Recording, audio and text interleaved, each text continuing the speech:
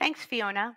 Staying on the theme of U.S. policy, it's time now for our first panel discussion, a more in-depth look at the post-election policy landscape for sustainable finance and active ownership. Please do submit your questions for our panelists in the Q&A box.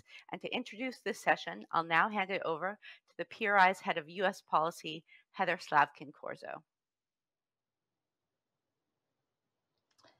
Hi, everyone. Thanks for joining us today. I'm excited to be here to have a conversation with you guys and with our panelists about U.S. policy. It's a really exciting time in D.C. with an election just behind us to be talking about sustainable finance and policies related to sustainable finance here in the U.S. I'm excited to be joined by James Andrus, an investment manager in sustainable investments at the California Public Employees Retirement System, Corey Klemmer, the Director of Corporate Engagement at Domini Impact Investments, and Peter Reali, a Senior Director of Responsible Investing at Nuveen. As you guys all know, we've recently come through, or we're coming to the end, I should say, of the Trump administration. We've experienced a series of major policy changes in the U.S. related to ESG investing and fiduciary duties in the last year or so. The most major ones have just come in the last few months. We've seen new policies implemented or not yet implemented, but finalized, I should say, as they relate to ERISA fiduciaries' obligations to integrate ESG factors into their investment actions. We've also seen rules finalized from the Securities and Exchange Commission related to shareholders' responsibilities and shareholders' rights to file shareholder proposals and to regulation of proxy advisors. We also have a rule that's outstanding, a proposed rule from the Department of Labor related to ERISA fiduciaries' responsibilities and the exercise of their shareholder voting rights and shareholder rights more generally. And there's still an opportunity for the Department of Labor to finalize that before we get a new administration in January. So we're going to have this conversation, assuming that all of those regulations stay in place. We know that we've got a new administration coming in January, and we could see some major changes after that. And later on in the conversation, I'm going to be asking our panelists for their ideas about policy changes. But before I get to that, I want to start with asking each of our panelists to tell me a little bit about how you think the new policies that we've seen in the last few months are going to impact your actions as they relate to sustainable investing. And so let's start with you, Peter.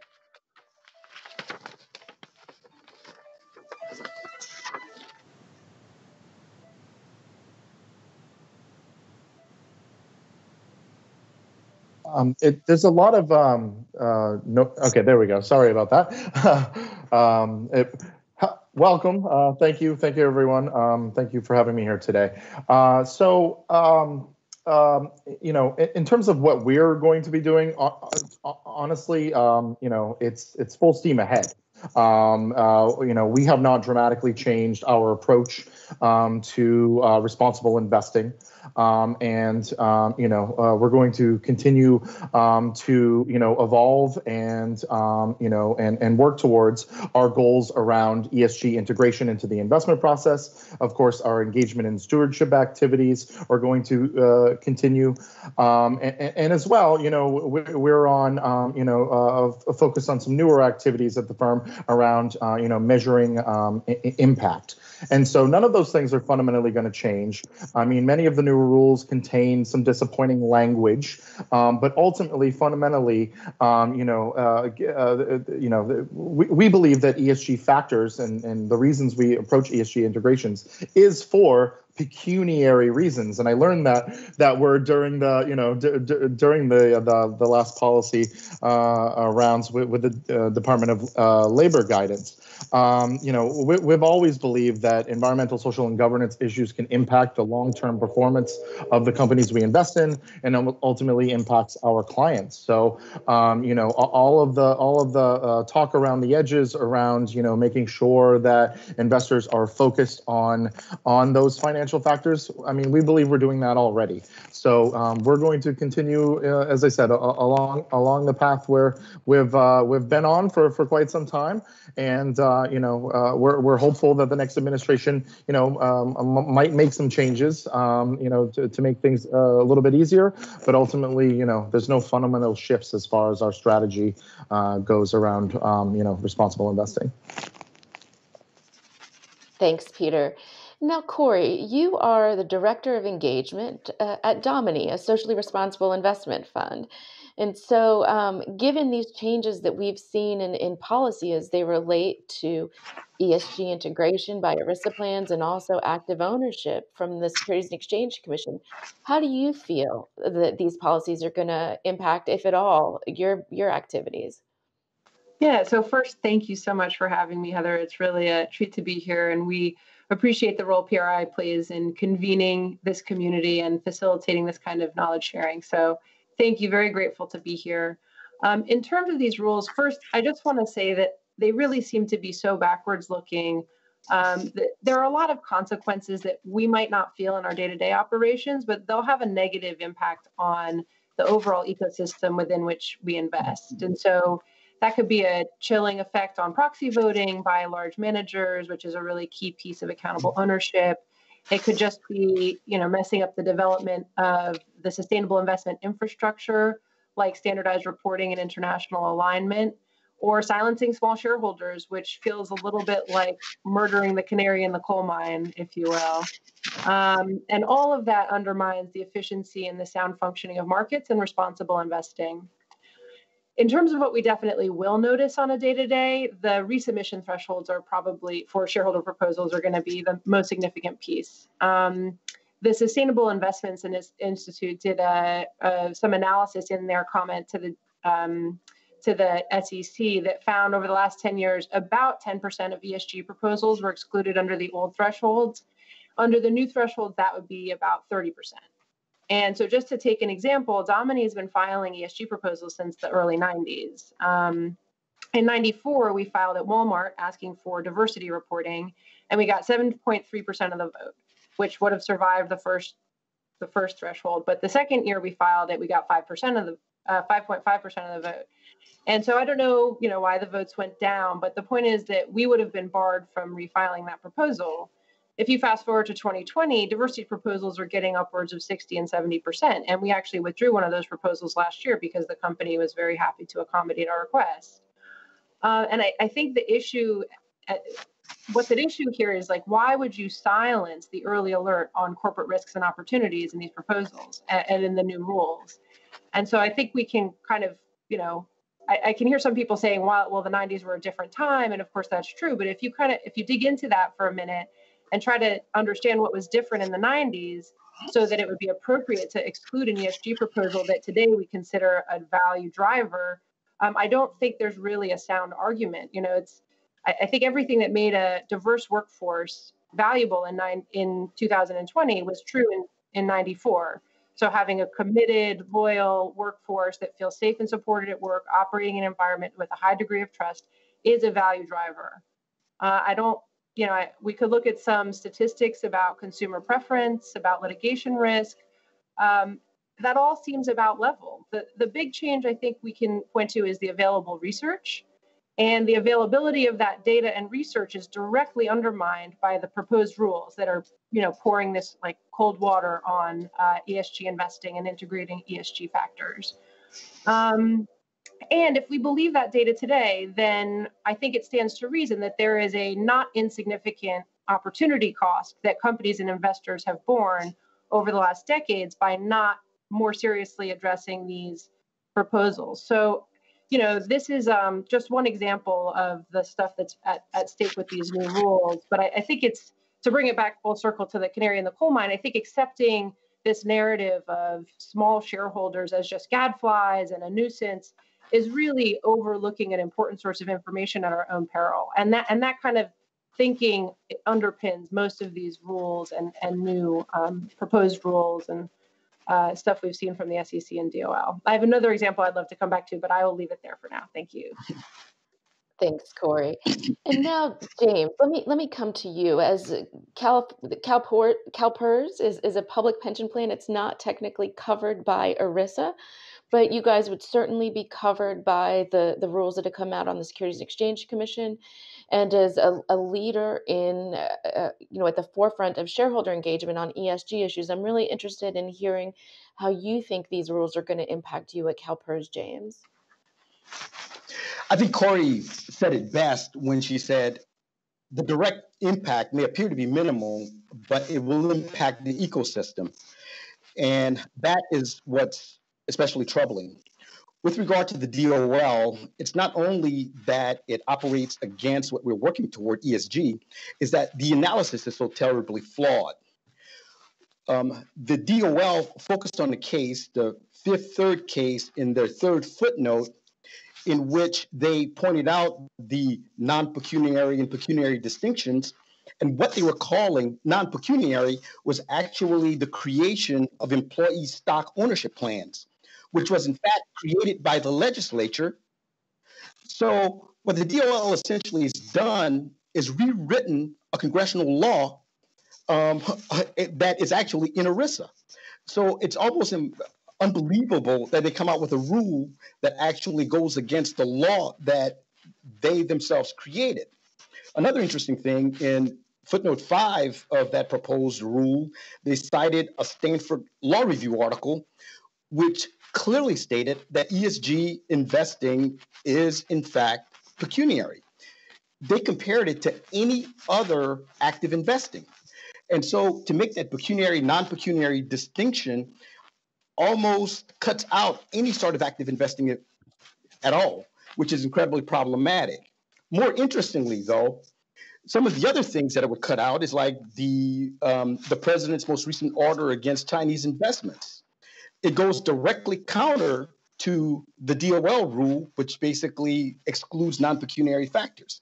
So the rule itself is incredibly troubling and problematic. But ERISA funds will have to follow it. And the likelihood of being able to overturn it quickly, it's hard to predict. And we will have to deal with that within the ecosystem in which we work. CalPERS is very focused on ESG. We're focused on climate, the impacts of the pandemic, human capital more broadly, especially racial justice, and systemic risk. And when we're talking about, especially in the area of systemic risk, what we've seen is 4 years of anti-regulatory policy, which some people think is actually driving the market. But what we need to focus on is that it's also creating certain risk. Most notably, I think, at the PCAOB, 4 years ago, the entire board was fired, and probably the 100 top staffers were in fact fired. And you have a different regulatory regime there, which was not inspecting or enforcing like they were previously. And it's unclear what impact that would have on the long term. So there are a number of things we're focused on. I do not think it will change what we're doing and focusing on in the near term. But as Corey said, as the ecosystem is impacted, we have to make adjustments. One quick adjustment might be, because we now know that the resubmission thresholds are higher, we may be less critical of certain shareholder proposals.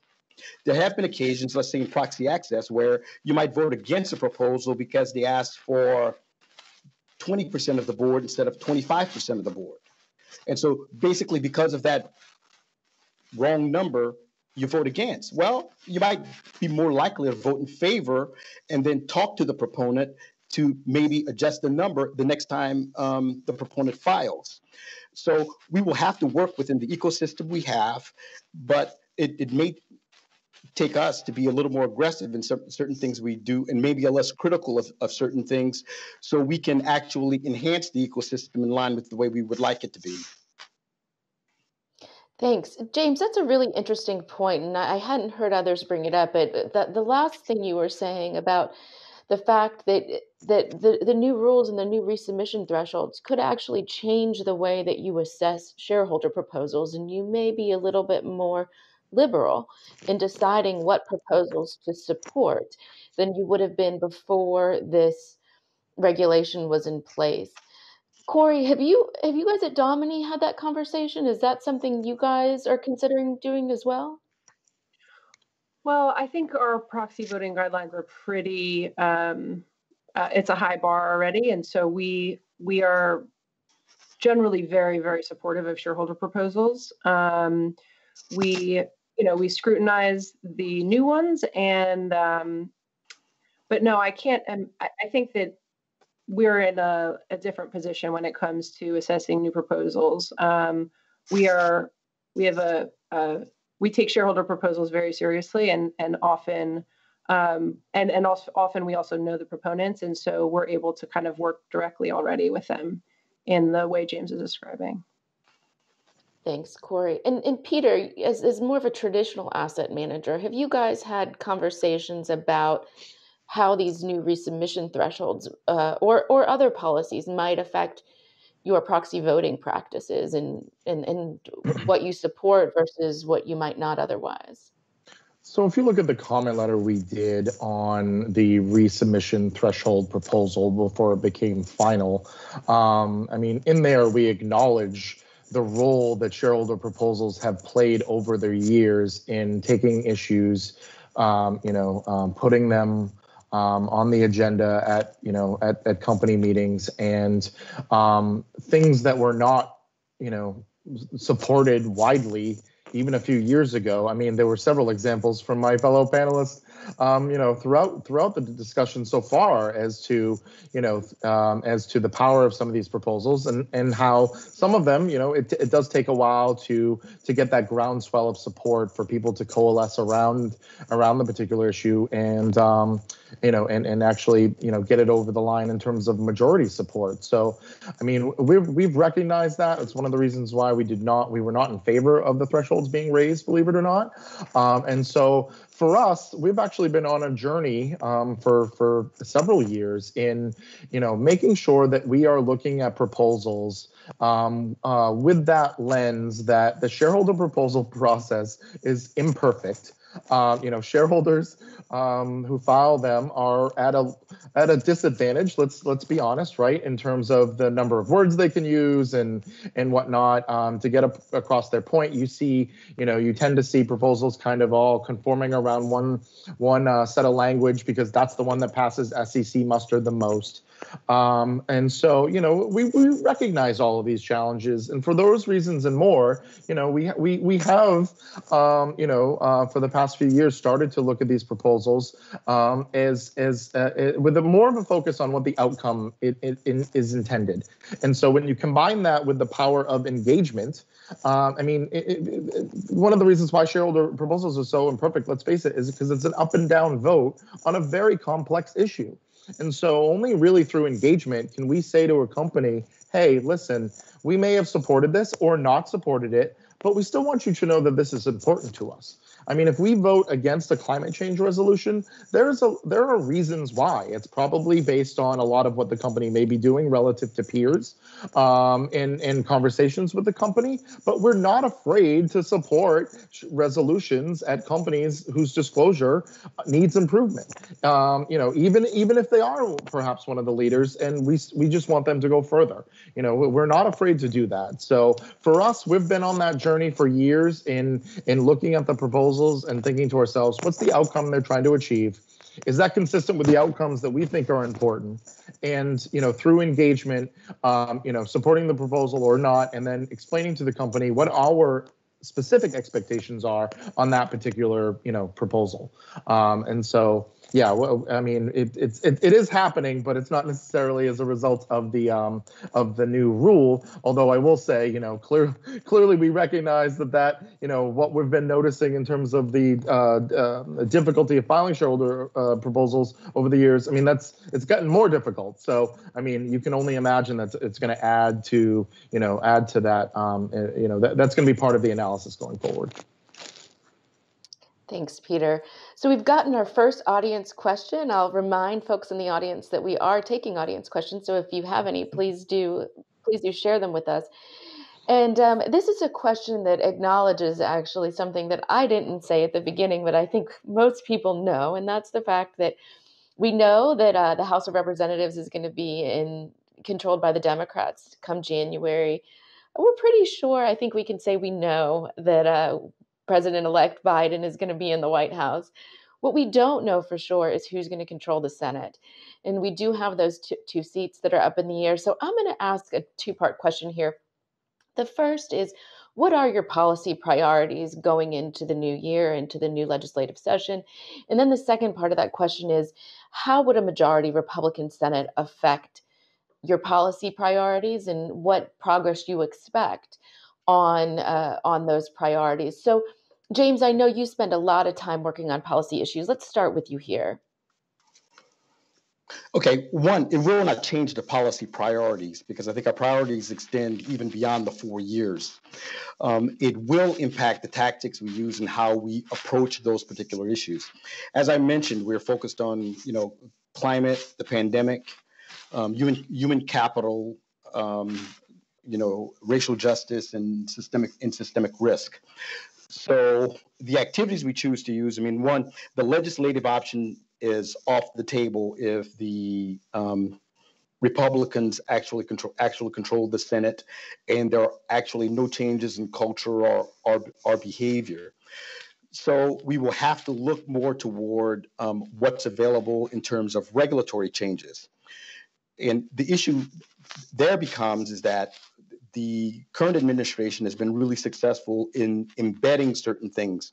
So, for example, the rules that you highlighted that might be problematic will not be overturned with the CRA unless Democrats control both houses. And in that case, we're looking at 2 or 3 years to have any changes in those particular items or issues. And in that light, we are actually looking to other things. And those other things include a broader focus on climate, which we have had some movement on. For example, at the CFTC recently had a report which shows the links between climate change and the economy. It's the first by a major U.S. regulator. And we're emboldened by that sort of activity. And this took place even within a conservative administration. And we expect to see more of it with a broader promotion of climate change. Even under the current administration, human capital is noted to be important, but we didn't get all of the things we wanted and the important focus on human capital. The pandemic, I think, provides an additional opportunity for all of us as Americans to focus on human capital, especially as it relates to the pandemic. So hopefully that is not a political issue, and we get greater gains for the American worker. And there are things that are more broadly in terms of if we can't get something in the U.S. specifically, there are opportunities that are more broadly. For example, the IESB is recently suggesting the possibility of creating its own sustainable standards board, focusing first on climate. So that becomes an additional opportunity. So regardless of what happens in the senatorial election, there will be much work to do. Our priorities will remain the same. However, our tactics will have to shift in line of what's possible, what we can actually achieve. Thanks, James. So just going back to one of the points that James had made, that's something that we talk about quite a bit in Washington, is the possibility of using the CRA or the Congressional Review Act to overturn some of the regulations that have been finalized by the Trump administration of late. And essentially what the CRA does is it says that that Congress has the ability to overturn a regulation within a certain number of days of when that regulation is passed. And if that regulation is finalized before the end of one congressional session, then the new Congress can come in and actually overturn that regulation. And so there are regulations that have been finalized within what we call the CRA window, which means that the new Congress would have the opportunity to overturn them. Unfortunately, if we have a Republican Senate, that makes it far less likely that the new Congress would use the CRA to overturn the DOL rule on ESG integration, the Securities and Exchange Commission's rule on shareholder proposals. And so it really feels like those options are off the table if we end up with a Republican Senate. One thing that we've been thinking about at the PRI is what opportunities exist within those agencies. And we think that with the DOL, there is the opportunity for some guidance to further explain their interpretation of pecuniary. And there may also be the ability to use interim final rules to try to speed up the process of getting new regulations in place that can overturn some of the problematic ones that we've been talking about. So let me hand it over to Corey for the same question I posed to James, which is, what are your priorities and how does having a Republican Senate impact them? Yeah, so Domini's core pillars are ecological sustainability and universal human dignity. And, within that, we focus a lot on workers' issues, including their representation and their voice at work, a lot on climate change, and we've been working a lot on issues around deforestation. I think kind of central to all of it is how we approach systemic risk. And it's difficult because there's not a clear answer on like a policy solution for systemic risk. But I think, we're on a journey. And like, if you look at modern portfolio theory as the world in black and white, ESG is like starting to look at the rainbow. But if we want to talk about systemic risk, we're getting into like off the visible light spectrum, if I can stretch my metaphor. And I think being able to engage with systemic risk is very difficult. But, I was encouraged also by the CFTC report that James mentioned, where they're talking about financial climate change as a systemic risk to the financial system.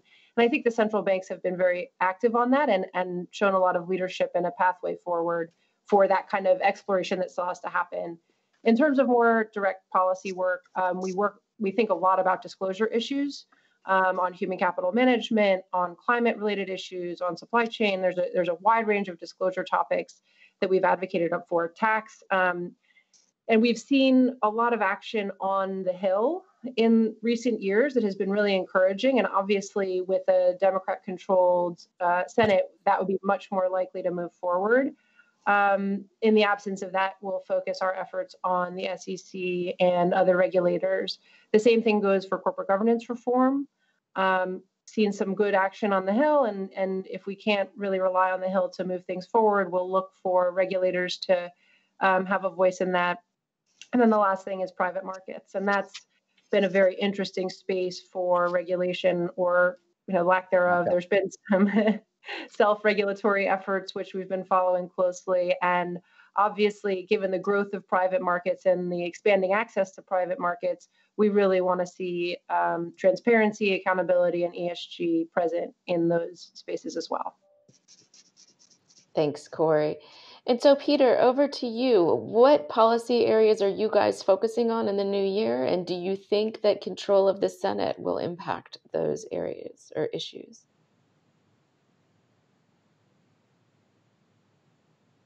I'll start from the top down here. I mean, we expect the Biden administration to really take a coordinated government-wide effort to climate change. That includes increasing climate impact transparency through ESG disclosures and climate stress testing in the financial services industry. We also expect the Biden administration to bake carbon and emissions impacts into rulemaking from, across all the departments and all the agencies in government. In terms of the divided government, I mean, my crystal ball, or government relations crystal ball, kind of tells us that not much is going to come out of Capitol Hill with a divided government.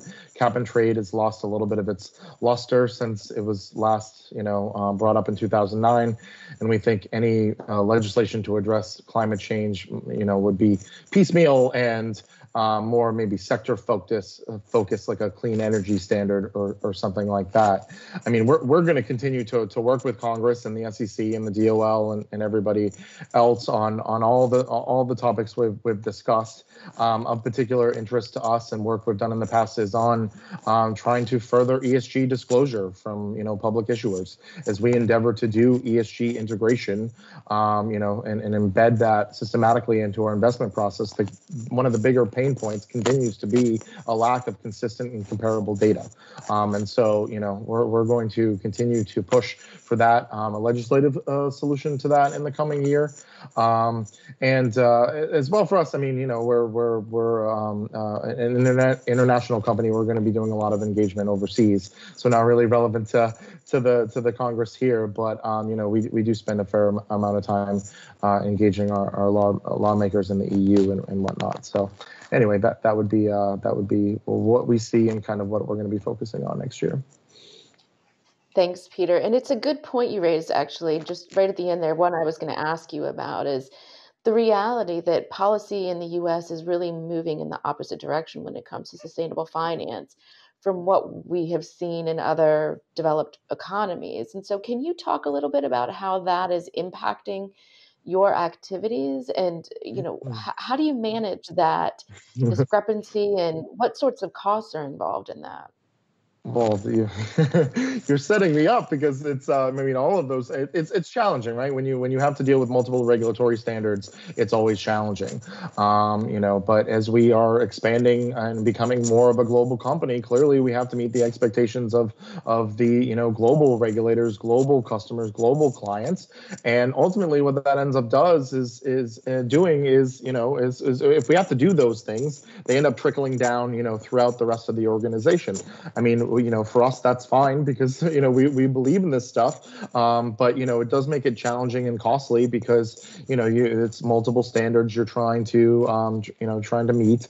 You have regional stewardship codes, you have all the regulations with the EU SRD2 that, are being rolled out, throughout this year and into next year.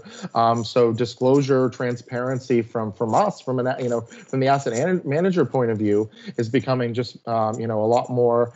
There's a lot more of it. And so, without, and seeing more disparity between what is expected, here versus what's expected overseas, of course, that creates inefficiencies and increases costs. So, we would prefer, I think everyone would prefer, that there be a little bit more, coalescence around some standards here. So that is, we're going to continue to push for that as much as we can. James, you mentioned a few minutes ago that the moment we're in with COVID has really elevated the sense of the importance of human capital disclosures. Can you talk more about that and what opportunities you see, and what things you would encourage investors generally to be looking at in light of the challenges around workforce protections, given where we are right now with the pandemic? So what I have seen is kind of a broken compact in some cases between companies and their employees.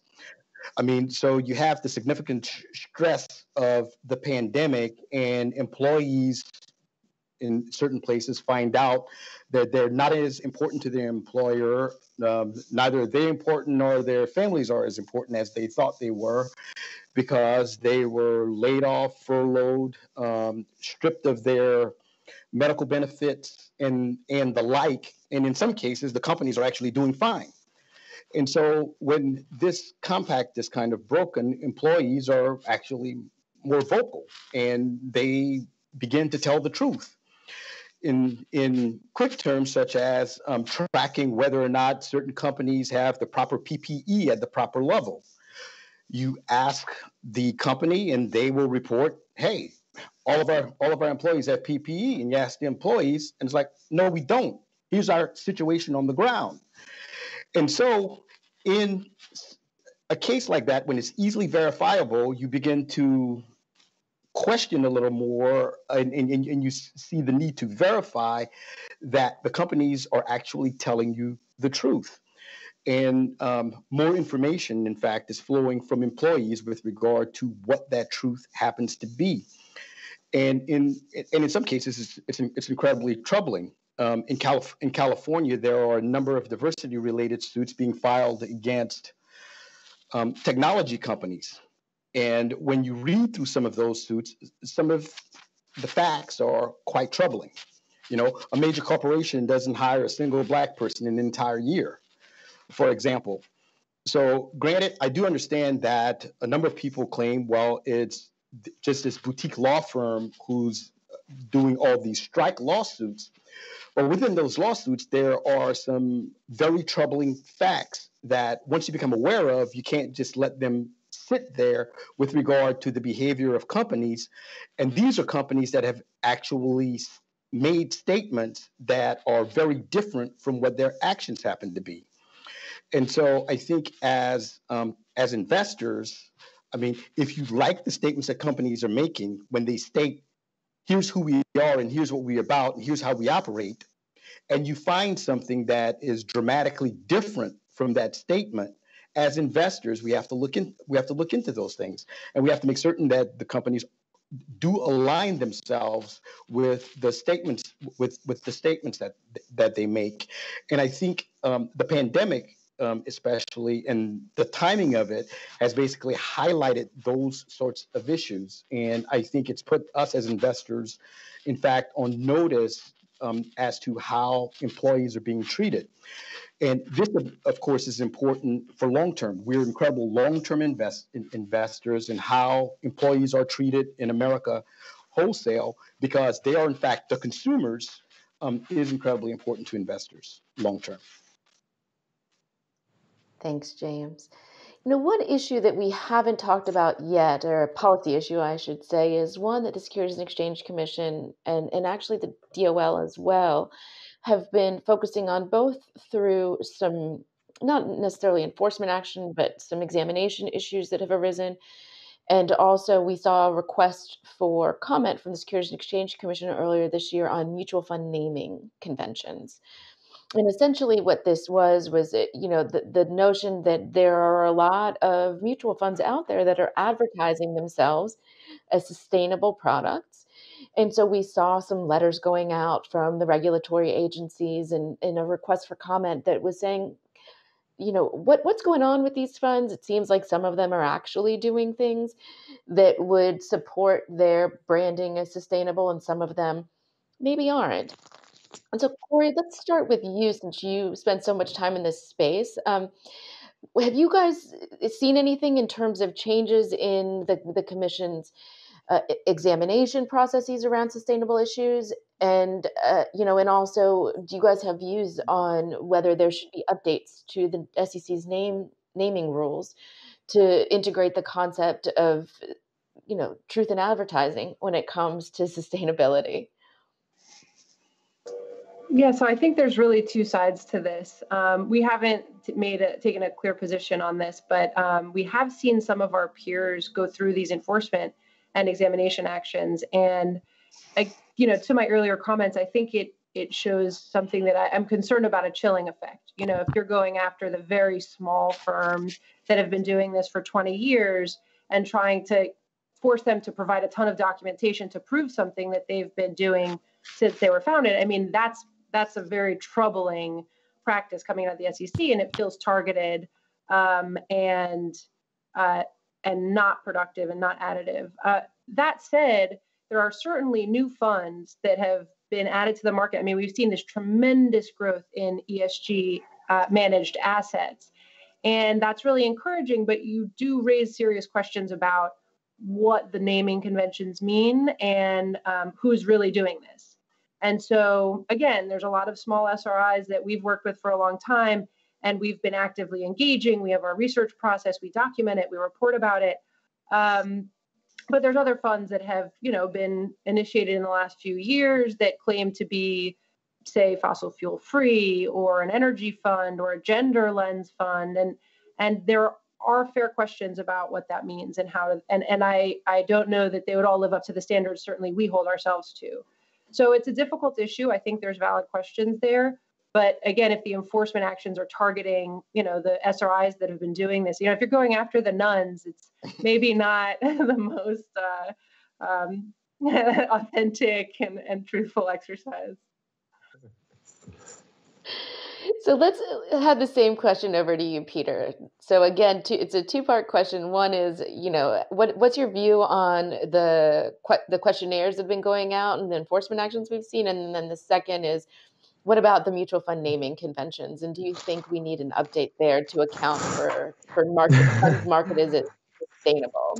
Oh, Heather, I'm not the best person to ask this question to be quite honest with you. I wasn't point on our response to the SEC names rule. I mean, I can tell you, any kind of SEC exam we take very seriously, and we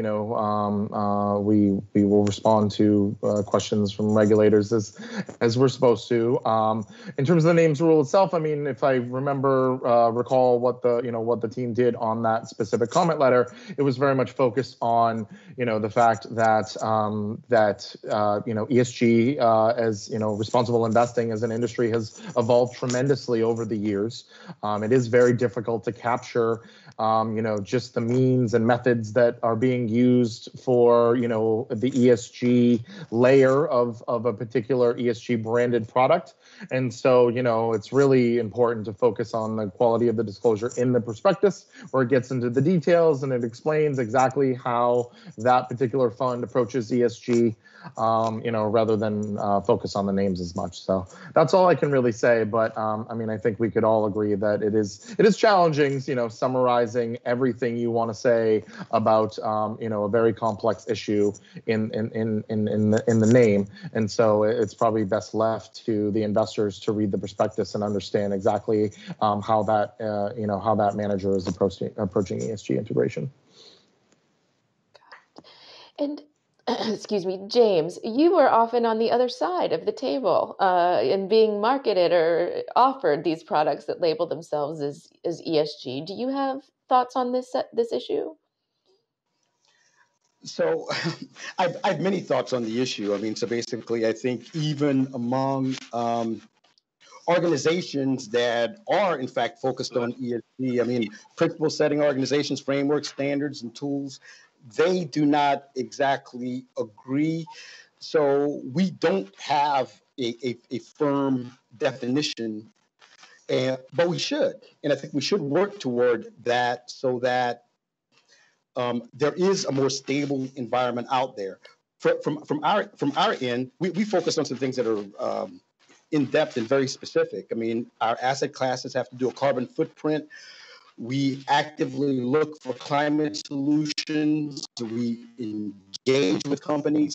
So it's less likely that someone just stating that they are sustainable. We do, kick the tires and figure out what that means and what they would actually deliver to us. But I can definitely acknowledge that there is an issue out there, and it's largely among those who don't actively practice sustainability, but the benefits of claiming it, where I think the problem happens to be.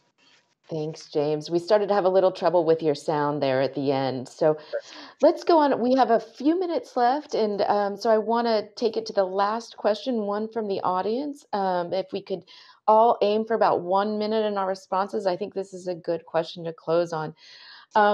So as we all know, we are living in a very divided nation when it comes to acceptance of issues like climate change. And there are questions from policymakers about how to address sustainable finance in light of the divisive nature of the conversation here in Washington. And so, Corey, let's start with you.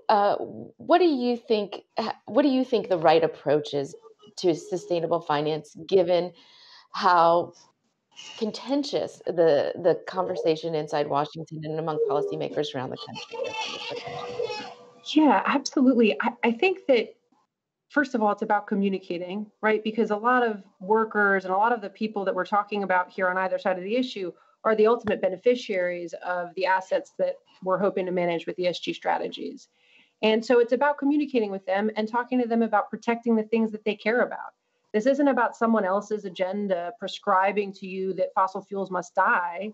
This is about, you're a worker, you're a citizen of this country, you are someone whose kids will hopefully be able to live a safe life without a pandemic like this every couple of years.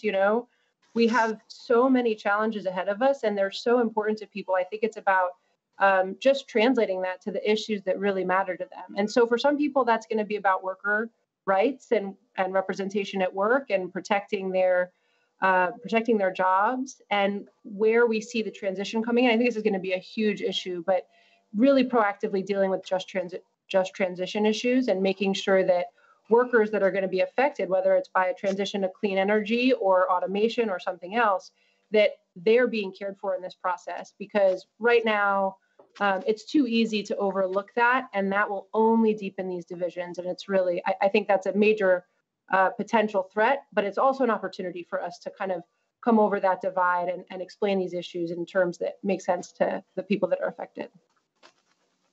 Thanks. Peter, over to you, and then we'll give James, after you're done, the last word on this.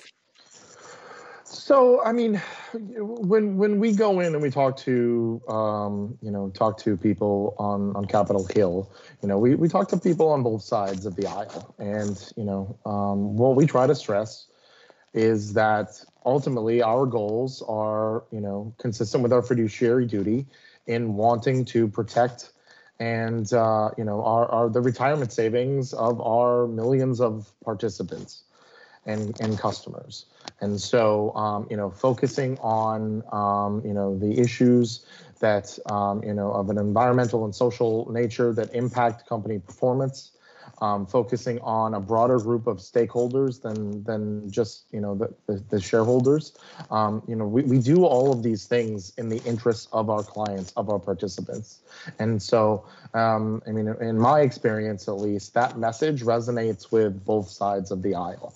And so, we're going to remain focused and, and work towards, keeping our faithful with our mission.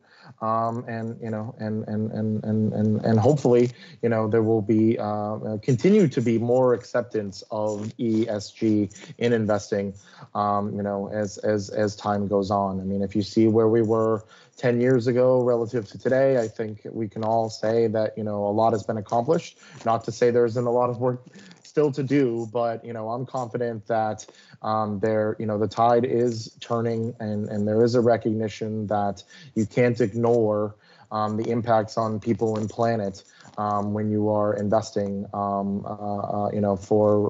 the retirement savings of individuals, of people.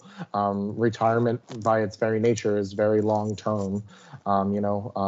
Just like at CalPERS, we have obligations that extend many decades out from now, and so it's important that we are looking at all of these things as we're continuing on. So that's going to be our approach in what is potentially going to be a continued divided government.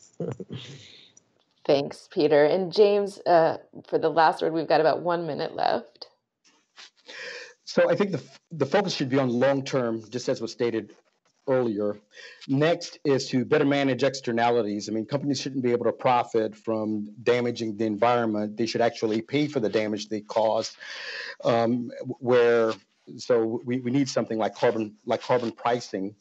And the final item is on a distributional issue. I think we need larger stakeholder participation in this discussion and a better focus on the human capital involved in producing the things that America needs. Thanks, James. And thanks to everyone who has been with us for the last 45 minutes. It's really exciting to be talking to you guys about U.S. policy in this moment.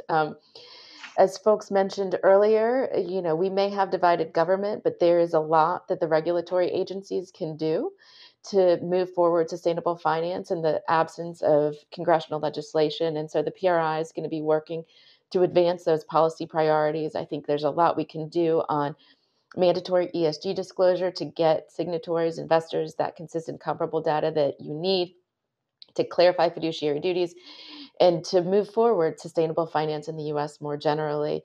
I invite all of you guys to get more engaged in the U.S. policy work. If you have folks who are working on U.S. policy here in D.C., please reach out to us at policy@unpri.org, and we would love to connect with you more. Thanks, everyone.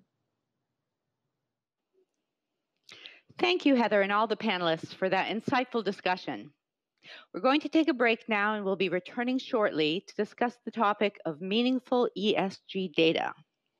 During the break, don't forget that you can join the debate on social media using the hashtag PRI Digital Forum. And you can connect with others by visiting the networking tab. You can also see all the sessions coming up later and reserve your spot in this afternoon's breakout rooms by visiting the agenda. See you soon.